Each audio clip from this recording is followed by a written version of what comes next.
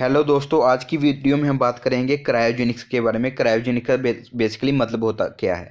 Cryogenics का basically मतलब होता है लो टेम्परेचर रेफ्रिजरेशन, यानी कि हमने बहुत ही ज़्यादा लो टेम्परेचर प्रोड्यूस करना है, जहाँ फिर लो टेम्परेचर रेफ्रिजरेशन करनी है।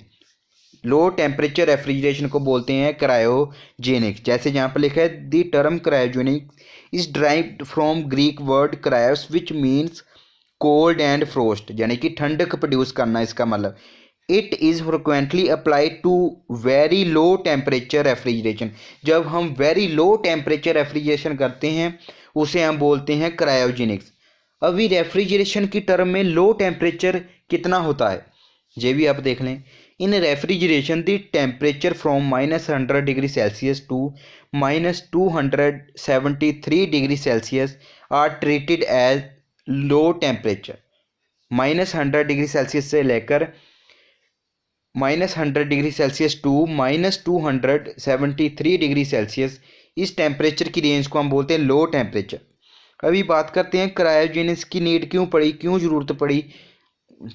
सिंपली हमारे पास वेपर कंप्रेशन सिस्टम था या फिर वेपर एब्जॉर्प्शन सिस्टम था, जिससे हम रेफ्रिजरेशन प्रोड्यूस करते थे। अभी हमें इतना लो टेम्परेचर प्रोड्यूस करने की नीड और ज़रूरत क्यों पड़ी, इसके बारे में अभी हम बात करते हैं।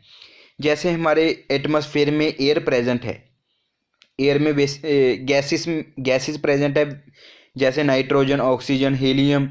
अभी इन गैसेस को हमने अगर लिक्विड फॉर्म में कन्वर्ट करना है तो हमें बहुत ही ज़्यादा लो टेम्परेचर मेंटेन करना पड़ेगा, या फिर लो टेम्परेचर करना पड़ेगा।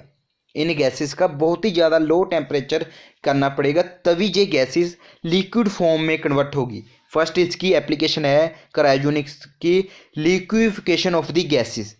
जो हमारे सराउंडिंग में गैसेस हैं वो सुपर हीटेड स्टेट में प्रेजेंट है। अगर हमने इन गैसेस को लिक्विड फॉर्म में कन्वर्ट करना है तो हमें बहुत ही ज़्यादा टेम्परेचर ड्रॉप करना पड़ेगा, जिसके लिए हम क्रायोजेनिक्स को यूज़ करते हैं। क्रायोजेनिक्स में बेसिकली हमारे पास कैस्केड रेफ्रिजरेशन सिस्टम होता है, जिसके ऊपर मैंने वीडियो बनाई है। कैस्केड का मतलब है हमने 2 और more than 2 vapour compression refrigeration system को कंबाइन कर देना to produce the low temperature.